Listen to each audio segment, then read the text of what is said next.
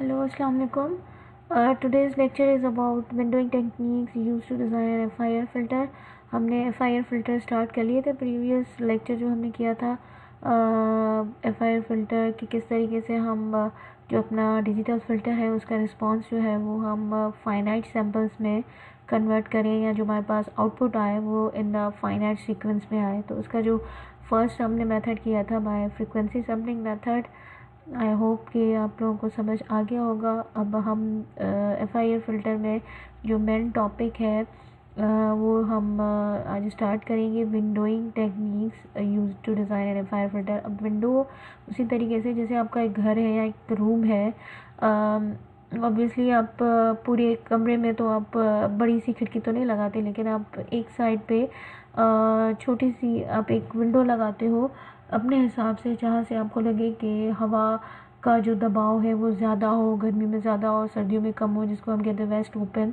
तो उसका मकसद क्या होता है कि हमारे पास जो है वो हवा आए, ठंडी हवा आए, वांटेड चीज़ आए और अनवांटेड चीज़ें रुक जाए. या हम उस जगह पे अपनी विंडो जो है वो लगाते हैं जहाँ पे हमें लगे कि ये इन्वायरमेंट जो है वो हमें हमारे लिए सही है, वांटेड है.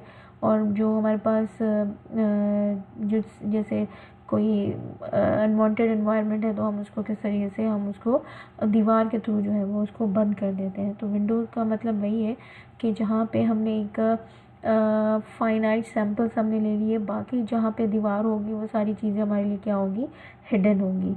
ठीक है. तो कौन कौन सी विंडोज़ जो है वो हम यूज़ करते हैं to design an FIR filter. So windowing technique, we get an infinite sample input and through windowing technique we got finite samples. अब हमने एक रिस्पॉन्स हमारे पास h of e raise to j omega एक signal है. जैसे उसको हमने कन्वर्ट किया किसमें, ये हमारे पास फ्रीक्वेंसी रिस्पॉन्स है, उसको हमने टाइम में कन्वर्ट किया. अब ये जो डिस्क्रीट टाइम है ये सीक्वेंस हो सकता है आपका फाइनाइट हो सकता है इनफाइनाइट हो. ठीक है. By applying IDFT inverse discrete Fourier transform हम अप्लाई करेंगे तो हमारे पास जो फ्रीक्वेंसी डोमेन में फंक्शन है वो फिर किस में आ जाएगा, डिस्क्रीट टाइम डोमेन में. ठीक है.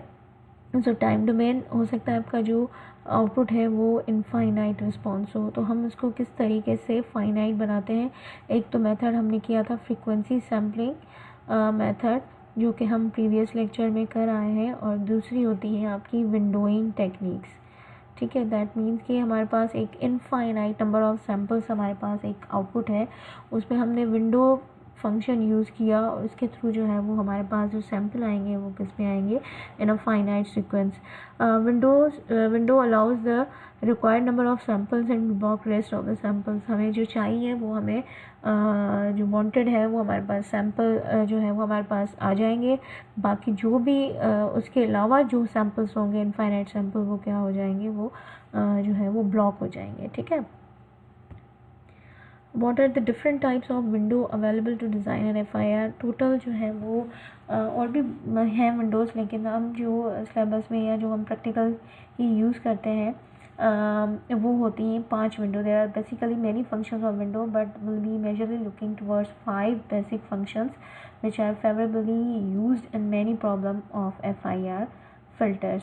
टाइप्स ऑफ विंडो, जो फर्स्ट टाइप है आपकी वो है रेक्टेंगुलर विंडो, जो कि हमारी बेसिक विंडो टेक्निक है, विंडो टाइप है, जिसमें आपकी जो विंडो फंक्शन है it will be equals to 1 when your sequence या number of samples start from 0 and going towards m-1 where m is your order of the filter.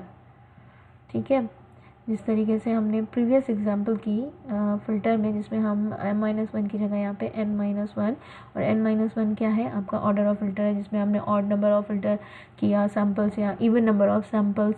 ठीक है. तो उसको हम किस तरीके से कैलकुलेट करेंगे, तो उसी तरीके से यहाँ पे भी आपका फंक्शन जो है विंडो फंक्शन, उसकी जो वैल्यू है वो 1 के इक्वल होगी when your n number of samples start from 0 and going towards m-1 means your order of the filter.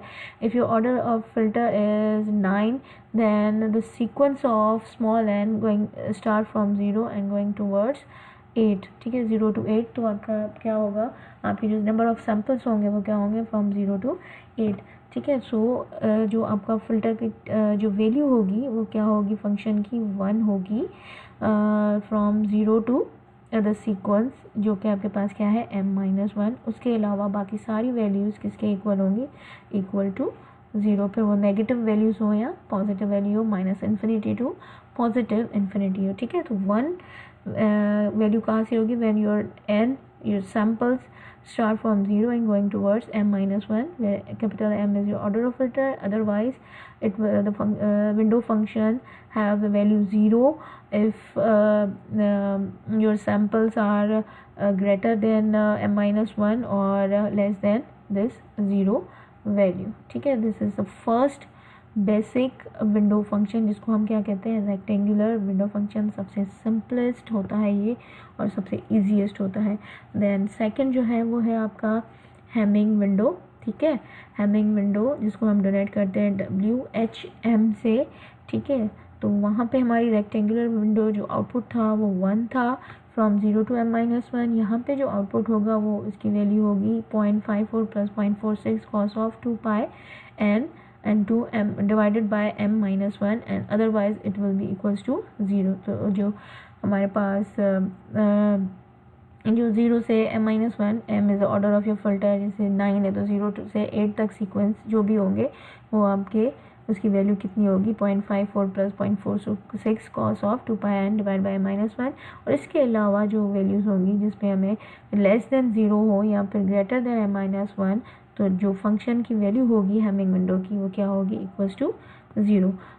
Hamming window. उसके बाद जो है वो आपका है हैनिंग विंडो, जिसको हैमिंग को HM से डिनोट करते हैं. यहाँ पे हैनिंग को हम HN से डिनोट करते हैं. ठीक है. जिसकी वैल्यू होती है 0.5 - 0.5 cosine 2 pi n divided by m-1, whereas m is the order of your filter and जो सैम्पल स्टार्ट होंगे start from 0 and going towards m-1. और इसके अलावा जो फंक्शन की वैल्यू क्या होगी, विल बी इक्वल्स टू 0. ठीक है. Then fourth is Blackman window, जिसको हम B से डिनोट करते हैं. इसकी वैल्यू जो है वो ये है और द सीक्वेंस वही आपके n start from 0 and going towards m-1 and otherwise it will be equals to 0. उसके बाद जो है वो last but not the least हमारे पास क्या है, बार्टले विंडो है, जिसकी वैल्यू जो है वो 1 - 2n मैग्नीट्यूड या मॉड्यूलस में है. मीन्स कि इसकी पॉजिटिव वैल्यूज़ भी होंगी, नेगेटिव वैल्यूज़ भी होंगी और m-1. और n जो है वो आपका प्लस इन्फिनिटी से माइनस इन्फिनिटी. अब मीन्स कि n मीन्स के from it is equals to -n to m-1 and +n to m-1. ठीक है. मीन्स कि अगर हमारा जो सीक्वेंस है वो 0 से मीन्स कि हमारे पास दोनों ही ऑर्डर्स होंगे आपके, नेगेटिव भी होगा और पॉजिटिव भी होगा. बाकी आपने जो भी फ़िल्टर्स पीछे किए उसमें सब में जो है वो राइट साइड पे विंडोज़ थी फ्रॉम इट स्टार्ट फ्रॉम 0. ठीक है. 0 से स्टार्ट हो रही थी और पॉजिटिव n की तरफ जा रही थी. लेकिन यहाँ पे आप देखोगे तो यहाँ पे आपके दोनों ही होंगे, -n भी होगी और +n भी होगी. ये जो वाहिद एक विंडो है बार्टले विंडो जिसमें आपके दोनों ही सीक्वेंस यूज़ होते हैं, -n as well as +n. It is the only window which is anti-causal window. Rest all the windows are causal. अब causal window क्या होता है, the idea that the output of the function at any time depends only on the past and present. Present means के आपका 0 access 0 से start है. Past means के delay function. ठीक है ना. तो डिले हमेशा किस तरफ होता है, towards the right hand side. और फ्यूचर जो होता है वो हमारा किस तरफ होता है, एडवांस या फ्यूचर, वो हमेशा किस तरफ होता है, लेफ़्ट की तरफ. तो ये वाहिद है जिसमें आपका नेगेटिव पॉजिटिव दोनों सीक्वेंस होते हैं. तो हम उसको क्या कहते हैं, एंटी कॉजल. और कॉजल जो होता है उसमें आपका सिर्फ जो है वो कौन सा सीक्वेंस यूज़ होता है from 0 two plus in an value, ठीक है ना। तो राइट हैंड साइड पे जहाँ पे भी लेफ्ट हैंड साइड होगा तो एंटी कॉजल। तो इस विंडो में भी हम ऑब्वियसली हमारे जो विंडो हम यूज़ करते हैं वो कॉजल विंडोज़ यूज़ करते हैं। तो हम अगर ये वाली विंडो भी अगर यूज़ करेंगे तो हम पहले इसको क्या करेंगे, कॉजल में चेंज करेंगे। मीन्स जो भी हमारा सिग्नल होगा माइनस इन्फिनिटी की तरफ या माइनस एन की तरफ, उसको हम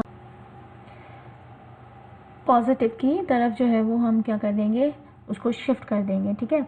सो if you want an anti causal window through Bartlett window, then you first shift that window towards the right and design FIR filter, ठीक है।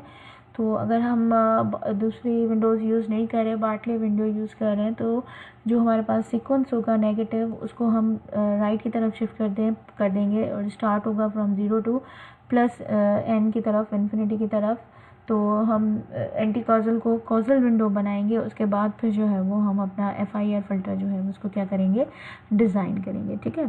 So the first window is a rectangular window. अब इसको हम किस तरीके से process करते हैं, physical interpretation of windowing technique. Means के रेक्टेंगुलर मीन्स के उसका जो रेक्टेंगल से क्या मुराद है, जिसमें आपकी जो विंडो का जो शेप होगा वो किस तरीके से होगा, रेक्टेंगल होगा, जिसमें आपकी जो साइज़ होगी, सैम्पल साइज़, वो आपके ऑर्डर ऑफ फिल्टर पे डिपेंड कर रहा है। और इसका जो काम है वो क्या है कि to make an infinite response to a finite response. H of n infinite मिलेगा। H ऑफ एन हमें किस तरीके से मिलेगा कि H of E raise to J omega हमें सीक्वेंस मिला होगा, उसका हम IDFT के थ्रू जो है वो हम H of n find out करेंगे। H ऑफ n जो होगा वो हमारे पास इनफाइनाइट नंबर ऑफ सैम्पल्स होंगे, और उसको हम थ्रू दिस विंडो, जिसको हम एक स्क्रीन की तरह कहते हैं, कि बाकी जो भी वैल्यूज़ होंगी वो क्या हो जाएंगी, हाइड हो जाएंगी, अनवांटेड सिग्नल जो है वो ब्लॉक हो जाएगा। बाकी जो इस विंडो के अंदर जो सीक्वेंस होगा वही हमें क्या मिलेगा, सिग्नल आखिर में मिलेगा, और जो रिस्पॉन्स होगा वो क्या होगा, it will be a finite impulse response.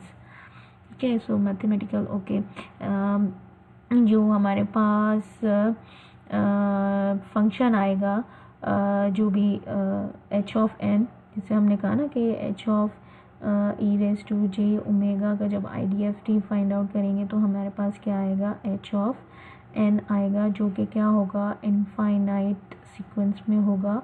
तो to make a finite sequence हम कौन सी टेक्निक यूज़ करेंगे, विंडोइंग टेक्निक यूज़ करेंगे to make an infinite sequence to a finite number of samples. तो विंडोइंग टेक्निक करेंगे तो हम जो भी हमारे पास फंक्शन होगा और हमें लास्ट में क्या मिलेगा, H डैश ऑफ n। तो जो विंडो है उसको हम मल्टीप्लाई करेंगे किसके साथ, अपनी जो भी इनफाइनाइट सैम्पल्स मिले। तो जब हम इस विंडो के साथ हम इसको मल्टीप्लाई करेंगे तो हमारे पास क्या आएगी, फाइनाइट नंबर ऑफ सीक्वेंस। किस तरीके से कि हमारे पास जो H ऑफ n है, ये पूरा H ऑफ n सीक्वेंस है, जिसमें हमारे पास माइनस इनफाइनाइट माइनस n से लेके प्लस n तक हमारे पास क्या है, वैल्यूज़ हैं। और कॉजल विंडो क्या कर देगी, जो एंटी कॉजल में तो हम दोनों ही सीक्वेंस लेंगे। यहाँ पे ब्लू डॉट क्या शो करें, जिसमें आपकी नेगेटिव सीक्वेंस भी होगा, ज़ीरो भी होगा, और पॉजिटिव सैम्पल्स भी होंगे। और ऑब्वियसली हमारे पास अगर एंटी कॉजल होगा तो हम उसको शिफ्ट करेंगे किस तरफ, टुवर्ड्स द राइट, और हम उसको क्या करेंगे, उसको हम कॉजल में चेंज कर देंगे, ठीक है। कॉजल में चेंज करने के बाद हम क्या करते हैं, WN मीन्स के जहाँ पे हमारी जो वैल्यू होती है वो क्या होगी, पहले तो हम इसको शिफ्ट कर देंगे राइट की तरफ। फिर यहाँ पे हमने कितने सैम्पल्स लिए हैं, 1 2 3 and 4। For example we want 4 sample function, but we have infinite function H of n and WN। तो हम क्या कर देंगे, हम इसको मल्टीप्लाई कर देंगे WN से। अब WN क्या है, इसकी वैल्यू इक्वल है किसके, 1 के इक्वल, जब हमारे पास नंबर ऑफ सैम्पल्स हैं कहाँ पे, 0 से लेके m-1, जो कि आपका ऑर्डर है फिल्टर का। तो अगर हमारे पास लेट्स से कि यहाँ पे अगर हमारे पास h ऑफ n की वैल्यू 0.5 है, तो वो मल्टीप्लाई हो जाएगी किसके साथ, 1 के साथ, तो it remains the same, means के 0.5 multiply by 1 is equals to 0.5। अगर हमारे पास 2 वैल्यू है उसको हम मल्टीप्लाई करेंगे 1 से, तो इट रिमेंस द सेम जो भी 2 है, ठीक है। तो हमारे पास सीक्वेंस जो होगा वो हमारे पास वैल्यूज़ जो होंगी सैम्पल्स की वो चेंज नहीं होंगी, जस्ट हमारे पास क्या आ जाएंगे कि जो 4 सैम्पल्स हमने लिए वो हमारे पास होंगे, बाकी जो इनफाइनाइट नंबर ऑफ सैम्पल्स हैं वो क्या हो जाएंगे, ब्लॉक हो जाएंगे, ठीक है। If you collect negative and positive half cycles, ये भी इसी की ही एक्सप्लेनेशन है। If we collect negative and positive half cycles then we call this window as anti causal window. अगर हमारे पास दोनों ही सीक्वेंस है, negative sequence minus n values and plus n values, तो हम इस टाइप की विंडोज़ को हम क्या कहते हैं, anti causal window. If you take all positive values then this type of window is called as causal window. In real life we always take a causal window. In any case, if anti-causal window is used, then we shift that window towards right in order to get the window causal, ठीक है। तो हमें anti-causal window हमारे पास sequence मौजूद है, लेकिन जो reality form में प्रैक्टिकल यूज़ में causal window यूज़ होती है, इसलिए हम उसको anti-causal से हम उसको क्या करेंगे, causal window में चेंज करेंगे to make a shift from left hand side to the right hand side. Window is also an infinite function, but we consider here only 4 samples, remaining samples are considered 0, ठीक है। तो जो है वो हमारे पास infinite number का sequence है, लेकिन जो विंडो है वो क्या कर रही है, आपकी कंसिडर कर रही है सैम्पल्स, 4 सैम्पल्स, बाकी जो भी उसके अलावा सैम्पल्स होंगे वो इक्वल हो जाएंगे किसके, 0 के। When window function multiplied with function h of n, amplitude of h of n must be the same because it's multiplied to a unit value, but remaining samples are 0 rather than 4 samples than we used before. अब 1 से हम multiply करेंगे तो जो हमारे पास amplitude, real amplitude है function का, वो हमारे पास वही एम्पलीट्यूड रहेगा, लेकिन बाकी जो भी वैल्यूज़ हैं वो 0 से जब मल्टीप्लाई करेंगे तो उसका आंसर क्या आएगा, 0। दैट मीन्स बाकी जो भी हमारे पास 4 सैम्पल्स के अलावा हैं, 0 से प्लस n के अलावा, तो वो सारे क्या हो जाएंगे, 0 हो जाएंगे, और जो हमारे पास वांटेड सैम्पल्स हैं वही हमारे पास क्या आएंगे, फाइनाइट नंबर ऑफ सैम्पल्स हमारे आउटपुट में आएंगे, बाकी सारे ब्लॉक हो जाएंगे, ठीक है। उसके बाद यहाँ पे हमारे पास क्या है, h ऑफ n, जिसका हमने कहा कि हमने क्या कहा कि हमारे पास जो h ऑफ n है एंटी कॉजल है, जिसमें नेगेटिव पॉजिटिव है, तो हमने उसको क्या किया, टू मेक इट कॉजल हमने लेफ्ट हैंड से राइट हैंड शिफ्ट कर दिया, जो कि रेड डॉट्स में आपके शो हो रहे हैं। h ऑफ n है आपके, और प्लस WN जो है वो विंडो इसमें 1 इक्वल होगी। हमने 4 सैम्पल्स लिए हैं फ्रॉम 0 to m-1। ये 4 जो हैं वो आपके इन 4 सैम्पल से मल्टीप्लाई होंगे, तो 1 से मल्टीप्लाई करेंगे तो उसकी तो वैल्यू फिर भी सेम होगी। तो जो हमारे पास h ऑफ n के ये 4 सैम्पल्स होंगे वही हमारे पास आउटपुट पे आएंगे, बाकी उसके अलावा जो है सैम्पल्स वो किसके इक्वल हो जाएंगे, 0 के, ठीक है। अब हम फर्स्ट प्रॉब्लम करेंगे on windowing technique in FIR filter. अब यहाँ पे आपका क्वेश्चन क्या है कि हमने कहा था ना कि हमारे पास H D of e raise to j omega हमारे पास फ्रिक्वेंसी रिस्पॉन्स होगा। हम यहाँ पे क्या अप्लाई करेंगे, IDFT, और हमें इसको किस में कन्वर्ट करना है, h ऑफ n, जो कि हमारे पास इनफाइनाइट नंबर ऑफ सैम्पल्स होंगे। अब पहले हम क्या करेंगे, इस फंक्शन को देखेंगे, हमारे पास फंक्शन क्या है, और इस फंक्शन को हम पहले क्या करेंगे, प्लॉट करेंगे, ठीक है। तो अब यहाँ पे क्या है, e⁻⁻2 ओमेगा हमारे पास क्या है, फंक्शन है, और यहाँ पे जो एम्पलीट्यूड है इसकी वैल्यू क्या है, 1 है, और इसकी जो वैल्यू है ये स्टार्ट होती है फ्रॉम -π/4 टू π/4। अब यहाँ पे सिर्फ ओमेगा है, तो मीन्स कि अब π/4 यहाँ से आपका 0 होगा, और -π/4 आपका नेगेटिव की तरफ होगा, ओमेगा की तरफ, और पॉजिटिव ओमेगा की तरफ आपका क्या होगा, π/4। यहाँ पे जो आपका एम्पलीट्यूड है HD ऑफ e⁻⁻ ओमेगा का वो क्या है, 1 है। उसके अलावा 0 पे सीक्वेंस क्या है, मीन्स के -π/4 से लेके यहाँ पे क्या है, ओमेगा में मॉड्यूलस लगा हुआ है। मॉड्यूलस मीन्स के +π एज वेल एज -π। ठीक है। तो ये जो आपका -π/4 से लेके इस -π/, तक भी होगा और π/4 से लेके इस π तक भी आपका सीक्वेंस जो होगा वो क्या होगा, 0। तो अब अगर यहाँ पे हम देखें तो हमारे पास फ़िल्टर कौन सा है, लो पास फ़िल्टर, बिकॉज जो हमारे पास फ्रीक्वेंसी है वो 0 के करीब है, तो मीन्स कि आपकी जो फ्रीक्वेंसी, लोअर फ्रीक्वेंसी को ये फ़िल्टर पास कर रहा है और जो हायर फ्रीक्वेंसी कंपोनेंट है इसको ये क्या कर रहा है, ब्लॉक कर रहा है, नेगेटिव एक्सिस पे भी और पॉजिटिव एक्सिस पे भी। ठीक है, हमने इसको क्या किया, प्लॉट करने के बाद हमने इसको 3 सेक्शंस में डिवाइड किया। एक सेक्शन हमारे पास ये वाला है, दूसरा ये जो हमारे पास बैंड पास है और थर्ड जो है वो हमारे पास स्टॉप बैंड है। ठीक है, तो हमारे पास दो जो है वो स्टॉप बैंड है, एक 1 है और 3 है, जिसमें हमारे पास वैल्यू बैंड की क्या आ रही है, 0। यहाँ पे भी 0 है और यहाँ पे वैल्यू किसके इक्वल है, 1 के इक्वल है। और ये हमारे पास बैंड जो है पर्टिकुलर लो फ्रिक्वेंसी बैंड जो है वो पास हो रहा है, बाकी सारे जो कंपोनेंट्स हैं वो क्या हो रहे हैं, ब्लॉक हो रहे हैं। ठीक है, देन फर्स्ट जो होगा स्टेप वो क्या होगा, आपके पास जो भी आपके पास e⁻ है उसको हम अप्लाई करेंगे inverse discrete Fourier transform in order to get h of n। ठीक है, हमें क्या फाइंड आउट करना है, h ऑफ n। तो यहाँ पे हमारे पास जो इसकी वैल्यू होगी, हमने पिछले लेक्चर में मैं आपको बताया था, बार बार मैं आपको बताती हूँ, it will be equals to 1/2π minus infinity to h of e j, जो हमारे पास फंक्शन मिला हुआ था, जो कि हमारे पास था e⁻j2 ओमेगा, ये वाला -j2 ओमेगा। ठीक है, जो कि हमें -j2 ओमेगा मिला हुआ है, having amplitude equals to 1 into e⁻j omega and d omega. अब यहाँ पे जो हमारे पास सीक्वेंस है वो हमारे पास -∞ to ∞ सीक्वेंस नहीं है, हमारे पास जो सीक्वेंस है वो क्या है, -π से लेके +π तक। ठीक है, तो यहाँ पे हम जो सीक्वेंस देंगे वो हम -∞ to +∞ नहीं देंगे, उसको हम चेंज कर देंगे टू -π to π। ठीक है, अब हमारे पास वही कि हमारे पास 3 रीजन्स थी। जो फर्स्ट रीजन है स्टार्ट फ्रॉम -π to -π/4, ये वाली। सेकंड रीजन जो है वो है -π/4 से +π/4 तक, ये वाली, एक मिनट, ये वाली। ठीक है, and third one is from π/4 to π। ठीक है, ये वाली π/4 to π,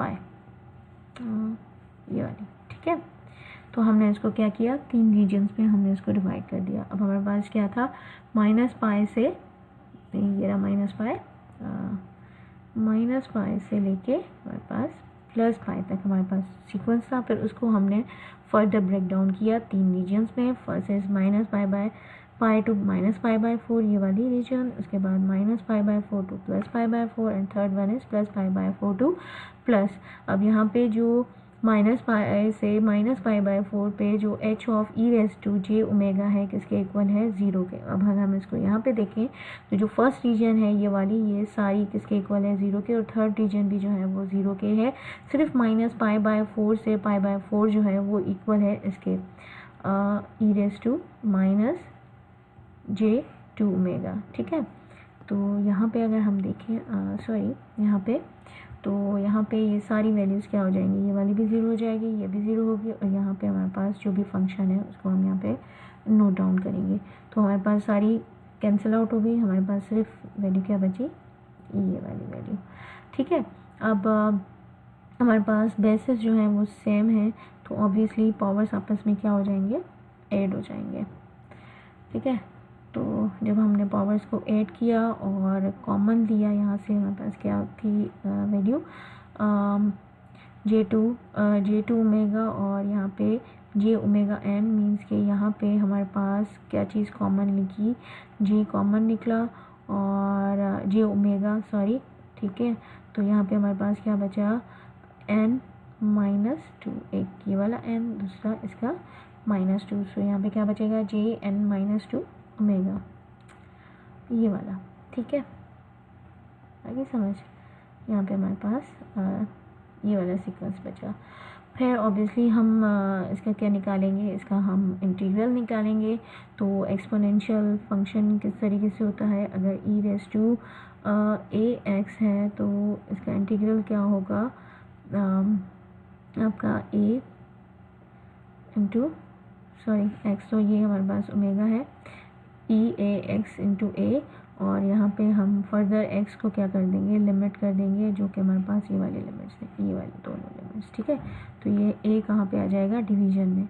उसी तरीके से यहाँ पे भी जो आपने जे आपका जे एन माइनस टू जो ए है, ये क्या है ए, और ये ओमेगा क्या है एक्स, तो ए एक्स या फिर ए ओमेगा, ए यहाँ पे आ जाएगा आपका ये वाला जे एन माइनस टू, और जो ओमेगा है वो आपका ऊपर ही रहेगा, ठीक है। फिर हमने इसमें लिमिट्स दे दी -π/4 से +π/4। अब जहाँ पे ओमेगा है, क्योंकि हम ओमेगा की वैल्यूज़ ले रहे थे, तो जहाँ पे ओमेगा है वहाँ पे हम पुट क्या कर देंगे, +π/4 एंड -π/4। तो उसकी लिमिट्स हम किस तरीके से पुट करते हैं कि पहले जो है वो हम जो आपकी अपर लिमिट्स हैं, ये वाली लिमिट जो है वो हम उसमें सबमिट पुट करेंगे इसमें। उसके बाद आपका माइनस का साइन आता है, उसके बाद आप जो है वो ये वाली लिमिट हम क्या करते हैं, यहाँ पे पुट करते हैं। तो यहाँ पे -π/4 है, तो यहाँ पे आपका जो पूरा इसकी ई पे एक्सपोनेंट पे जो पावर है वो क्या होगी, माइनस, और divided by J N minus two, ठीक है। अब जो हमारे पास साइन थीटा होता है वो किसके इक्वल होता है, e j theta minus into e raise to minus j theta upon 2j। तो अब यहाँ पे आप वैल्यू देखो, तो ये क्या है जे, और ये क्या है theta, plus J theta minus E raise to minus this J theta, ठीक है, डिवाइडेड बाय 2j। अब इसको हमें क्या करना है 2j, तो ये n-2 जो है वो यहाँ पे शिफ्ट हो जाएगा, और 2 जो है वो इस j के साथ शिफ्ट हो जाएगा, तो ये हमारा क्या हो जाएगा, साइन थीटा के इक्वल हो जाएगा, ठीक है। तो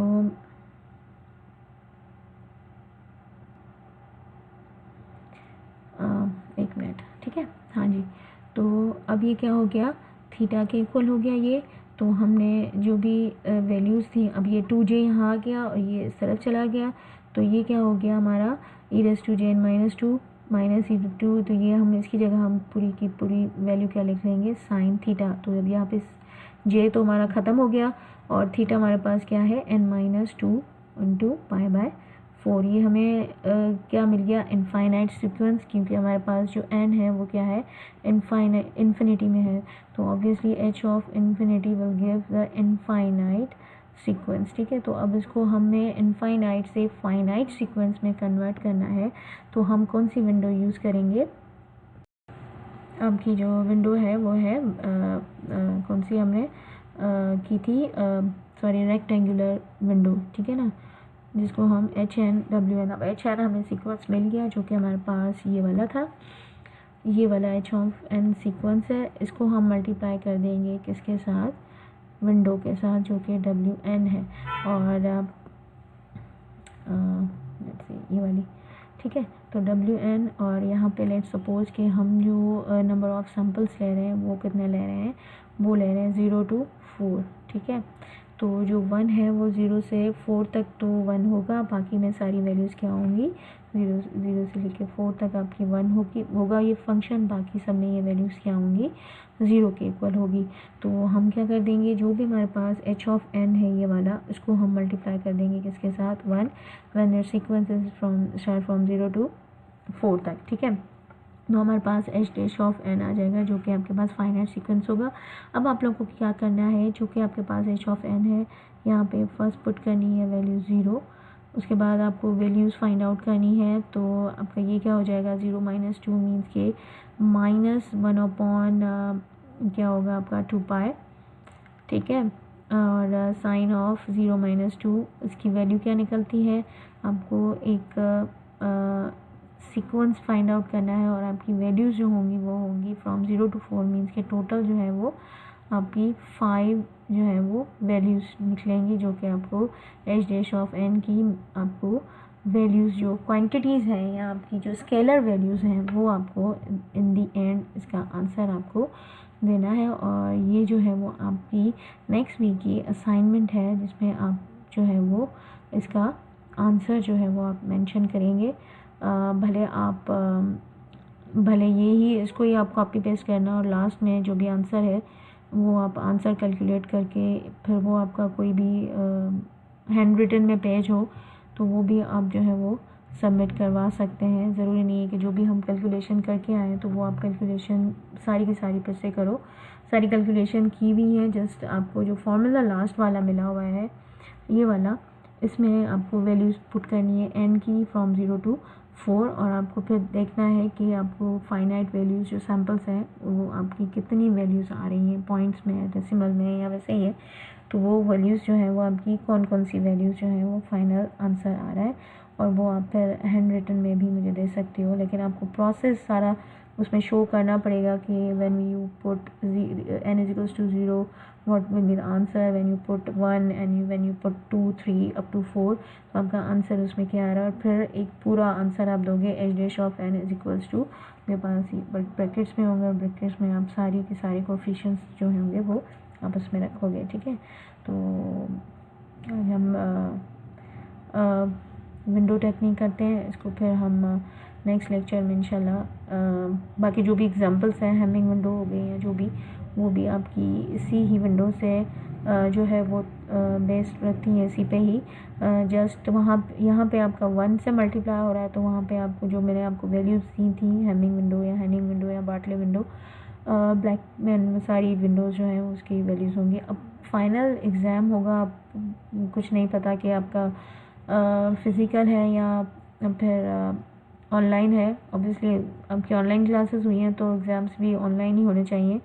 तो फ़िज़िकल जब होते थे तो मैं उनको ये जो भी विंडो फंक्शन की जो भी फॉर्मूला होता था तो वो मैं ऑलरेडी प्रोवाइड करती थी। जस्ट आपको जो है वो सिंप्लीफाई करना है अपने क्वेश्चंस को और उसमें से जस्ट आपको विंडो टेक्निक जो है वो अप्लाई करनी है, मल्टीप्लाई करना है और कैलकुलेट करना है। ठीक है, तो अब देखते हैं कि एग्ज़ाम क्या होता है, लेकिन जो विंडोइंग फंक्शन है वो मैं आपको एग्ज़ाम में प्रोवाइड करूँगी, वो आपका मसला नहीं है।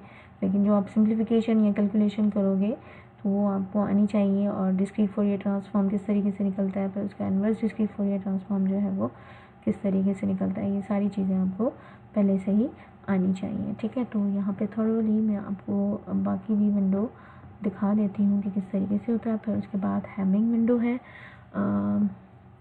हैमिंग विंडो का जो है वो प्रॉब्लम है। अब इसको हम फिर चलो ठीक है, इसको फिर हम इंशाल्लाह नेक्स्ट लेक्चर पे हम इसको करते हैं। बाकी जो भी विंडोज़ हैं वो मैं आपको फिर इंशाल्लाह नेक्स्ट लेक्चर में जो है वो कंप्लीट करवा दूँगी इंशाल्लाह। ओके, और किसी को भी कोई क्वेश्चन है तो आप लोग पूछ सकते हैं।